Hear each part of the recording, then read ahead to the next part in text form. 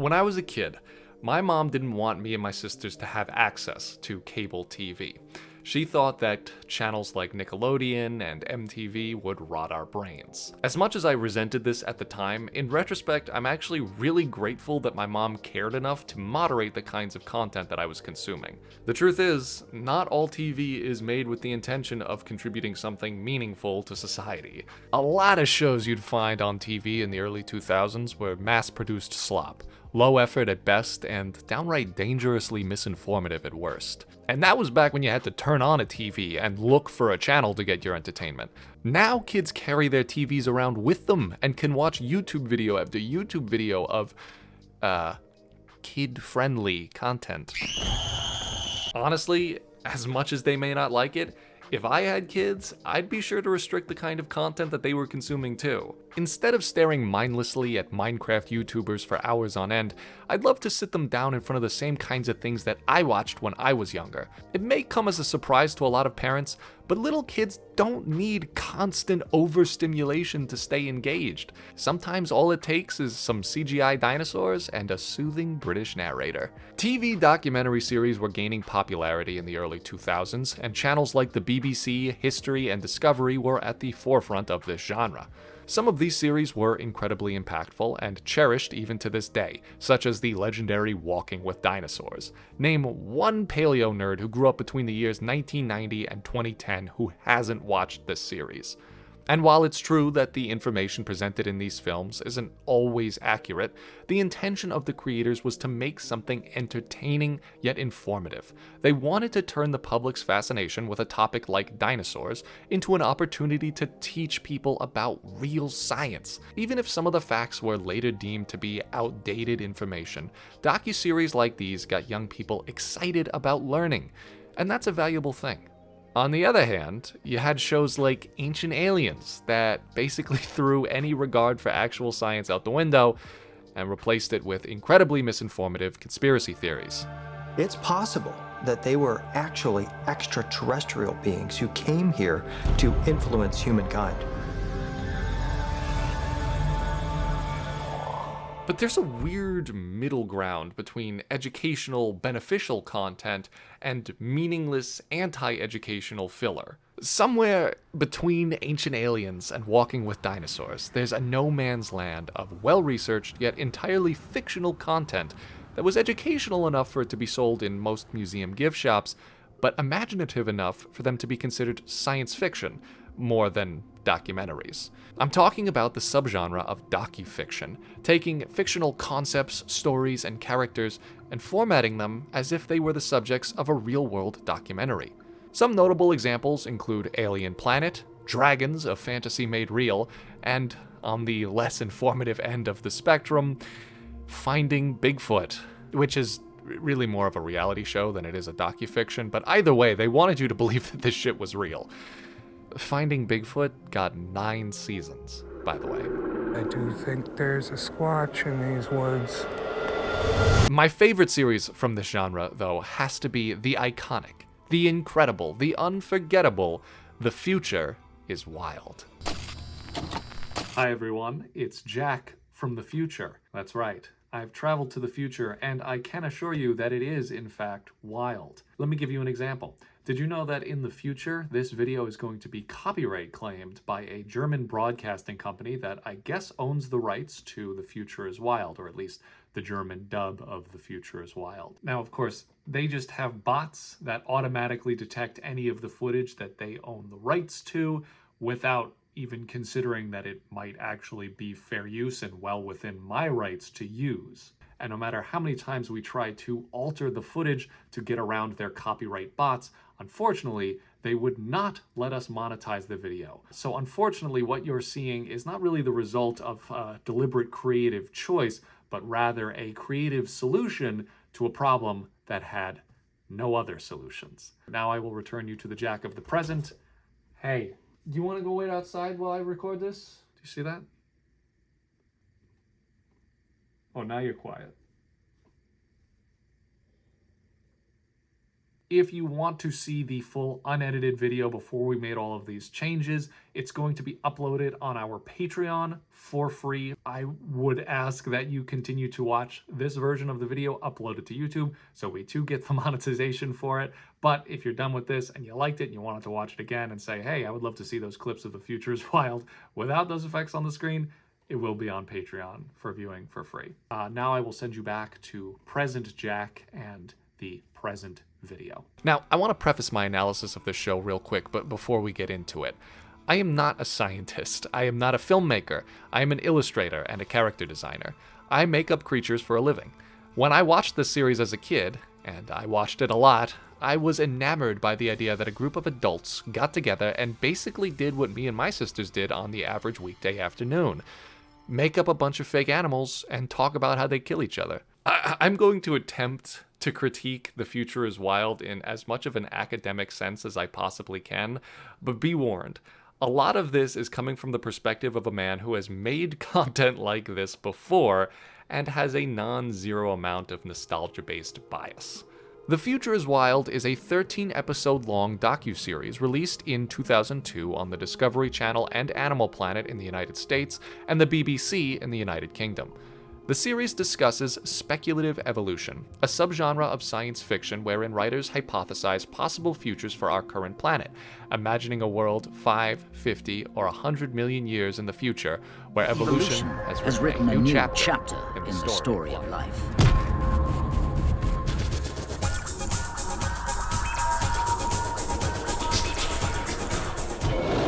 Speculative evolution is actually a really cool marriage of art and science.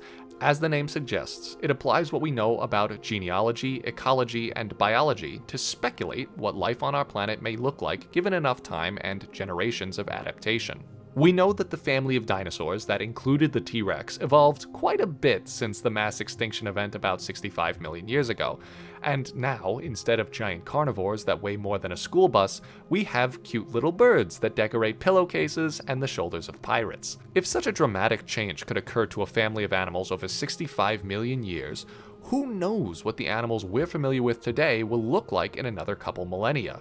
Often this subject matter is explored through written word and illustrations. In modern times, we have YouTube channels like Curious Archive that explore all realms of fantasy and fiction from a scientific perspective. They even break down the scientific plausibility of creatures like dragons, which itself was the topic of another docufiction from around the same time as The Future is Wild. I guess the concept of dragons is so intriguing it permeates into the realm of science from the world of fantasy. Historically, the most well-known artist in the field of speculative evolution is Dougal Dixon, the author of After Man and its sequels, The New Dinosaurs and Man After Man. こんにちは、ドゥーガル・ディクソンです。これから皆さんにご覧に入れるのは私が考えた今から5000万年後の未来の動物たちです。今から5000万年後、日が遠くなるような未来の地球を支配するディクソンさんが考えた不思議な動物たち。一体どんな暮らしをしているのでしょう。そしてなぜこんな動物たちが登場するのでしょうか。ディクソンさんと一緒に想像力のタイムトラベルに出かけましょう。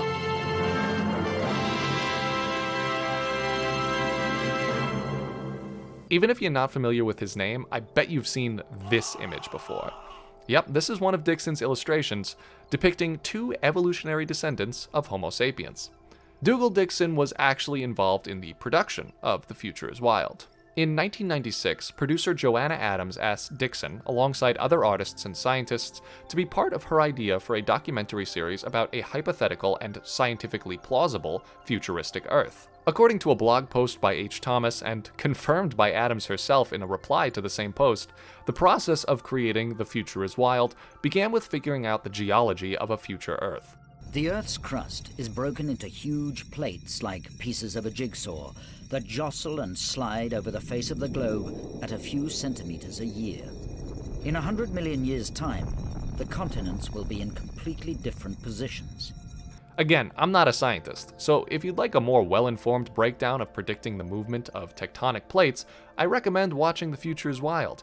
It's all on YouTube right now, and it is, after all, a genuinely educational program. In a nutshell, though, the scientists in this documentary agree that over the next 200 million years, the 7 continents would shift back together to form another supercontinent. This has happened before in Earth's history, and has had a significant impact on the way that plants and animals evolve. After figuring out what the planet would look like 5, 100, and 200 million years into the future, the team of The Future is Wild got to work on the fun part, designing the animals that would inhabit this new world. Dougal Dixon, alongside the late Robert McNeill Alexander, designed such iconic creatures as the Caterpillar, the Swampus, and of course, the Flish, which graced the front cover of the DVD box set that I had as a kid. Flish look at first sight a little like birds. They're brightly coloured, they flap their wings in rather similar ways, but they've evolved completely separately from a very different ancestor. Flish, as their name suggests, have evolved from fish. These animals may look as if they were just silly ideas drawn without consideration for any laws of nature, but Dixon wasn't just making shit up. I mean, he was, but from an educated point of view. When I design creatures, I tend to wax fantastical. The more unbelievable, the better, for me at least.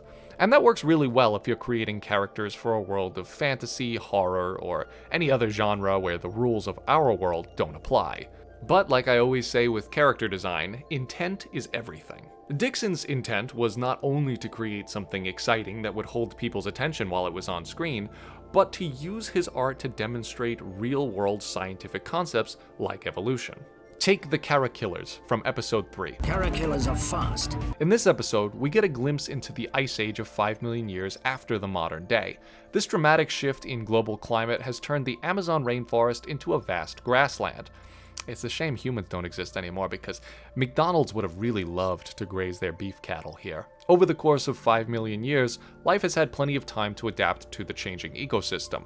The caracara, a member of the falcon family that currently inhabits almost all of South America, has evolved into an entirely terrestrial predator 10 times its current size. Now, as much as it's fun to imagine birds evolving back into dinosaurs, there's some real science behind the decision to have these aerial falcons evolve into walking guillotines. As explained in the episode, caracaras are already prone to hunting or scavenging for food on the ground. This behavior is likely to give them an advantage as trees start to disappear from the Amazon, as other birds that rely on prey caught in the canopy will be left without a food source. The family may become more widespread across the continent, eventually foregoing the use of flight altogether and instead capitalizing on their predilection for terrestrial locomotion. In other words, they like to walk instead of fly. Caterpillars are fast. Given enough time, and considering the hypothetical geological circumstances, the caracaras may, through the process of natural selection, become hefty terror birds that run down their prey and hunt in coordinated packs. Thus, the Caterpillar was created, not only because a giant flightless bird makes for great TV, but because it's a fascinating hypothetical example of how much an animal can change over millions of years. If I could pick only one thing to critique about these speculative animal designs, it would have to be the names. Caterpillar? I mean, come on, are we talking science here, or are we coming up with edgy Fakemon? We've also got Death Gleamers, Shagrats, Grykin, and my personal favorite from the entire series, the Rattleback. These things are like the anime protagonists of the Future is Wild series. The writers like them so much they get featured in 2 separate episodes of the show. Yeah, this thing gets regional variants, Grassland Rattleback and Desert Rattleback. Also, they're fireproof, giant killer bat-proof, and so badass that they'll just steal eggs from a Caterpillar's nest and shrug off their attacks like it was a mosquito bite. Yeah, up there on the list of top 10 characters who can beat Omni-Man in a fight. Looking at all these beasties gets me excited, you know, it kind of makes me want to design my own Spec Evo creature. If I used the same process of taking a really educated guess about the future of our world and apply it to a design of my own, what kind of creature would I create? Let's take a quick pause from my little retrospective and draw something. Aha! I tricked you! This is an art video! We're gonna draw stuff. Let's start with the geology, like the creators of The Future is Wild did. Let's imagine the same ice age 5 million years into the future, where the ice caps have expanded and the global climate has shifted dramatically. We know that this change has caused the Amazon rainforest to dry up, but what about North America? In episode 4 of The Future is Wild, we learned that the encroaching ice caps have extended as far south as Chicago, turning most of the Midwest into a barren, freezing desert. As the polar caps grow in size, the global sea levels recede, exposing more of the coast of what was once the United States. This is where I would be if I managed to survive another million years and decided to never leave Rhode Island. Although, I guess at this point it would just be called Rhode Land. But what about the animals around me? What would have changed about, let's say, the turkeys that roam around in my backyard? Wild turkeys, Melagris gallipovo, are highly adaptable birds that can be found in forests, coastal plains, swamps, and plateaus. They can eat a wide range of food, from nuts and seeds to berries and roots, even insects and small vertebrates. Their population can grow very quickly over a small area because of this. They have very few natural predators once they reach adult size, and the adult males are too large to be hunted by anything that would eat a hen or a poult, with the possible exception of alligators and, of course, humans. But in this world, humans have suddenly vanished, and the absence of one of their few means of population control means that turkeys can spread even more prolifically. Turkeys have lived through ice ages before. In fact, a prehistoric species of turkeys that went extinct as recently as 10,000 years ago was largely similar to the turkeys that we know today. Considering this, could we assume that our wild turkeys of what was once the northeastern coast would also remain the same? In the world of the future, large felines, canines, and bears have gone extinct. The largest predator in North America are members of the mustelid family, weasels, badgers, and wolverines. These animals hunt large game using ambush tactics and massive canine teeth that can penetrate thick fur and fat. It doesn't matter how big and bulky you are, if you get caught by a snowstalker or one of its southern cousins, you are Thanksgiving dinner. My bird brain tells me that if turkeys want to survive 5 million years into the future, they need to be smaller, not larger. A lot of people forget this, but turkeys can fly. They roost in trees at night to avoid ground-dwelling predators, and they can take off and travel significant distances in the air. I think that a turkey of the future would be better adapted for flying and much more reactive. They still forage on the ground, adapting to eat whatever flora manages to survive into this next ice age. Perhaps they develop a stronger taste for meat, able to chase down small prey with their stronger legs and quicker reflexes. Of course, the world is a much colder place than it is today, so they can't forego all their bulk. A thicker, downier coat of feathers covers their body that even extends down to their legs. Their heads are no longer featherless, though males still boast colorful skin around their eyes and on their chest. An inflatable sack creates a stunning visual and audible display that echoes through the vast plains during mating season. They retain their strong sexual dimorphism, with males continuing to display bright colors as an indication of good health and fertility. But because there are fewer trees for them to hide amongst, they have evolved a winter plumage to conceal themselves in the vast fields of snow. Hence the fun, sci-fi sounding name, the powderfowl. Now, all the creatures featured in The Future is Wild have an extra wow factor, something that can be explained scientifically, but that is still exciting to see on screen. This isn't just for the sake of shock value, but to emphasize just how much is possible when it comes to evolution. For our powderfowls, this wow factor will be their defense mechanism. Turkeys today are known for the tom's striking tail feathers, used mostly to attract females and intimidate rival males. In the future, this adaptation goes a step further. The future birds can react quickly to a potential threat. If a predator sneaks up behind them and the powderfowl is alerted, they will immediately spring up into the air, flashing the underside of their tail feathers to reveal the menacing visage of several glaring eyes. Unlike with modern turkeys, both males and females possess these colorful tail feathers and use them as a defense rather than a display. This will send a predator into a state of momentary shock, allowing the swift powderfowl just enough time to take off and fly to safety. So that's my own little Spec Evo creation. Again, I'm much more of an artist than a scientist, so you paleobiologist nerds will have to rank me out of 10 on how plausible this design is. Give me a 0 if you think that turkeys would have just gone extinct altogether. But actually don't, because that's too sad of a concept for me to process right now. That was the character designer in me talking. Now, let me give another critique of this show from the perspective of let's say, a casual science enthusiast. There was something that confused me as a child, something that I didn't really understand until I got older and was more thoroughly educated on the topic through means other than badass CGI armored rodents. These sea slugs have given up crawling, but they've taken up flying through the water. The quail became smaller, its body lower to the ground, and it lost the power of flight. Flutterbirds, each kind finding its own way to make a living. One way to survive in a cold climate is to get bigger. The visuals of this show, alongside the presenter's explanations of the creatures showcased therein, seems to imply that evolution is a conscious effort made by the animals to adapt to a rapidly changing world. They use phrasing like needed to and were able to, which are not entirely inaccurate ways to describe evolution in a more conceptual sense, but it did make it seem to me, as a young person learning about this topic for the first time, that animals have and continue to consciously recognize environmental stresses and decide for themselves that they need to change their genes in order to survive as a species. This might be why some people believe evolution is just a big lie perpetuated by the shadow government and lizard people running our country.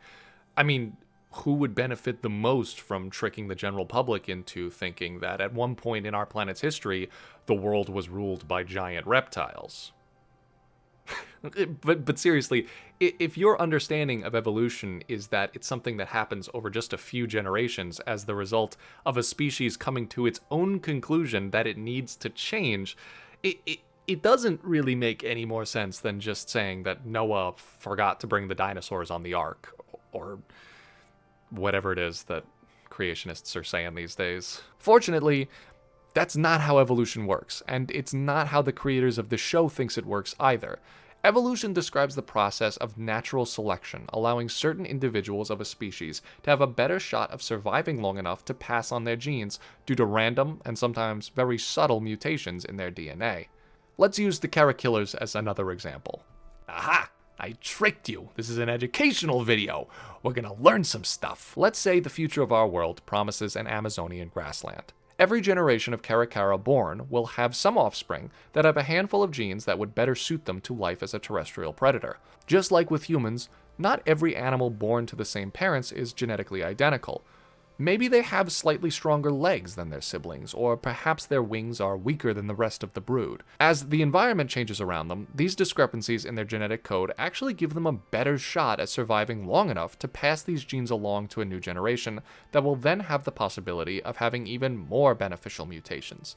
Essentially, as the environment changes, the individuals that have the genes that make them better flyers, solitary hunters, and have narrower beaks will be outcompeted by their mutant brethren, and the freaks shall inherit the earth. Yep, just like Magneto prophesized. Caracillers are fast. I think this more elaborate explanation of evolution, which, for the record, is still incredibly simplified, was omitted from The Future is Wild in order to allow the actual animals to have more screen time. I mean, let's be honest, what do the majority of Discovery Channel viewers want to watch? This nerd explaining Darwin's theory of evolution for 10 minutes, or this epic shot of the snow stalker leaping at the camera that they reused about 6 times in one episode? I find it really funny that the narration that plays at the beginning of every episode ends with this shot of the snow stalker and the line, Like nothing the earth has ever seen. There are literal tree-dwelling squids in this show, and they picked the one animal that looks very much like something the world has ever seen. The use of CGI in the series is especially nostalgic for me. CGI has improved so much since the time when The Future was Wild was first released, but the budget for the series must have been relatively high, because a lot of this holds up pretty well. Well, most of it does. Some of it. The directors take full advantage of all of the assets that were made for this series, using the models of the characters in their explanations of anatomy and how the animals have changed from their modern-day ancestors. That digital era green was so prominent in the early 2000s, wasn't it? It just makes you feel like you're learning something awesome. They also use a handful of practical effects in this show, which I really appreciate.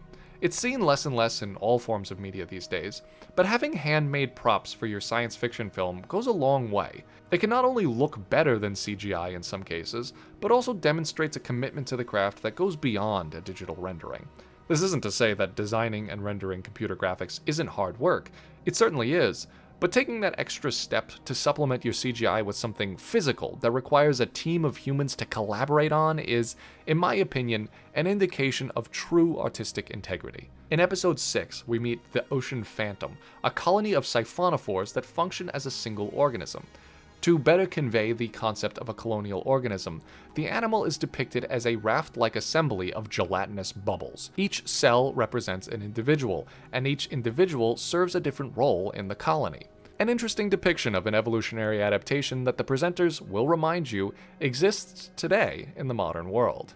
Towards the end of the episode, the Ocean Phantom is caught in a catastrophic tropical storm. Tragically, the colony is ripped apart, with chunks of the animal scattered here and there across the waves. For these shots, the directors used some cleverly crafted props in the place of CGI. A genius move, as rendering translucent blobs floating in rough waters would be a massive undertaking for the animation team. It also goes without saying that the practical effects look far more realistic than the CGI renders. I can't explain why, but as a kid, these little chunks of the Ocean Phantom always looked appetizing to me. I don't know, they just look like they'd be delicious, salty, chewy Hawaiian rolls. Is that just me? This episode ends with an uplifting reminder that natural disasters are a part of nature, that sometimes destruction is necessary for some organisms, like the Ocean Phantom, to reproduce. We also get a parting remark from Professor Palumbi about his newest Pokemon design and some of its attacks. Likewise, our spindle troopers are sea spiders. They have poisonous chelicera, claws at the front that they can use to slash at the sea slugs. You know what? Let's talk about these presenters for a second. These guys weren't involved in the actual creation of the show, instead providing the directors with authoritative figures that could deliver the educational material of the series. Now, I don't like to throw around the term giant fucking nerds, unless I'm talking to my closest friends. But I think that if you looked up the word Poindexter in the Oxford Dictionary, this guy's picture would come up.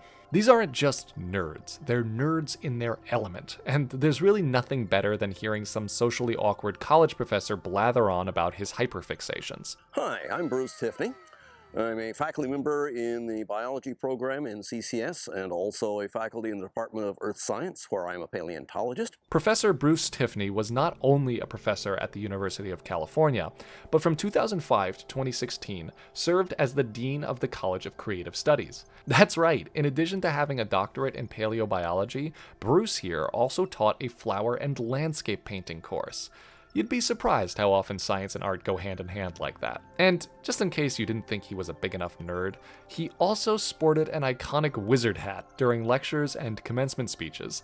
He's retired now, but it must have been amazing having classes with this guy as your professor. He is easily the most charismatic presenter in the series. And so it's not surprising here in the future that some other organism has stepped into this slot, and the organism that has stepped into this slot is a red alga.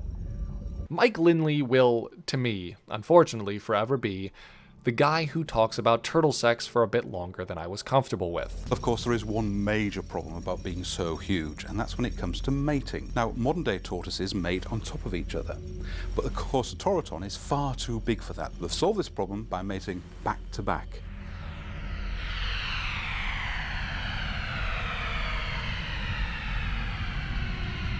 So size really does matter. He's not only a herpetologist, that is, an expert in all things reptilian, but also operates his own film production studio called Hairy Frog Productions. He's got quite a lengthy video on filming wildlife on YouTube. I'll link it in the description for anyone who gets the urge to go out and film some tortoises after watching this video. In the wild, all animals have a space around them that's known as a circle of fear. And if you enter that circle, they'll be inclined to either flee or fight. And finally, the late Professor Richard Fortey, who unfortunately passed away only a few months ago in March of 2025. This guy is the quintessential British scientist. It makes sense that the producers of The Future is Wild would want a well-spoken, presentable gentleman to guide their viewers through the series, and no one fits that bill better than Professor Fortey. The caves are lit with the bioluminescence, the natural light that these bacteria produce. Bacteria, in fact, are capable of living everywhere, no matter how inhospitable the environment. Go to a boiling hot spring, some bacteria love it. Bacteria are ancient organisms. They've been around on the Earth for at least 3,000 million years, during which time they've colonized every conceivable habitat. He was a paleontologist, natural historian, and a writer, and after a life-changing trip to the London Museum of Natural History when he was in grammar school, he decided that he would like nothing more than to work as a researcher there for the entirety of his adult life. And so he did. It's truly admirable when you see someone who pursues their childhood dreams to such ends, especially when those dreams involve educating the world about the natural beauties of our planet. The presenters of this show and their rich backgrounds in the fields of science and art perfectly exemplify the amount of integrity that went into creating The Future is Wild. This was not just some loud, attention-grabbing TV special designed to sell ad time. This was a successful attempt at capitalizing on the general public's fascination with the natural sciences, not just for monetary gain, but with the intention of educating an entire generation through entertainment. It's a rare and precious thing to find media that is not only engaging and exciting to watch, but informative and made with passion. Jo Adams may not have her name in lights underneath the 7th Avatar movie, but her contributions to the world of science and science fiction are arguably more valuable than any James Cameron movie. As an artist, I often ask myself, what do I want to tell the world with my work? Do I want to entertain, educate, or enact change? It's because of series like The Future is Wild that I can tell myself it's possible to do all three. Every time I sat down and popped in a DVD to watch the same 3 episodes again and again, I was invigorated by the thought that one day I could create something like this too. A beautiful marriage between art and science, entertainment and education. It's not award-winning, it's not even all that popular, but The Future is Wild has been, and remains to this day, an incredibly influential series that has inspired a new generation of scientists and artists. Oh, you thought I was going to end this video without talking about the Future is Wild animated spin-off series? Don't worry, I didn't forget. However, I also never watched this as a kid. I didn't even know it existed until I mentioned the docuseries to one of my college friends, and they were called cartoon tweens traveling to the future and having adventures with their squibbin sidekick. 10,000 years in the future, a mega ice age is threatening humanity. My mission? Pilot the Time Flyer into the far-off future and find a new home. Now, I would love to sit down and watch this masterpiece in its entirety for the very first time, but I think it might deserve its own video. If you enjoyed this little retrospective that I've made, let me know down in the comments, and let me know if you'd also like to hear my thoughts on the animated series. Oh, there's also a manga series that I just found out about while I was making this video. This could work its way into its own video too. For now though, thank you all so much for watching. This video has been a bit of a departure from the typical content that I make on this channel. I usually make videos about my art and original stories, but if you enjoy this kind of video essay style, please let me know so that I can make more of them. If you liked the illustration of the rattleback that I did for this video and feel inspired to make some art of your own, check out our digital brush packs available for purchase on our Gumroad. I used our new Field Journal brush pack that my wife Claire made in preparation for Upoctober 2025. A purchase would help support 2 independent artists and help you make artwork like mine. A big thank you to all of our patrons and YouTube channel members. If you want to help support the channel, consider becoming a channel member or supporting us on Patreon. We have some cool reward tiers on Patreon, including stickers, prints, and exclusive videos. Any amount helps, and we really appreciate it. I hope you're having a really great day, and if not, I hope this video made it a little bit better. Stay curious, everyone. I'll see you in the next video.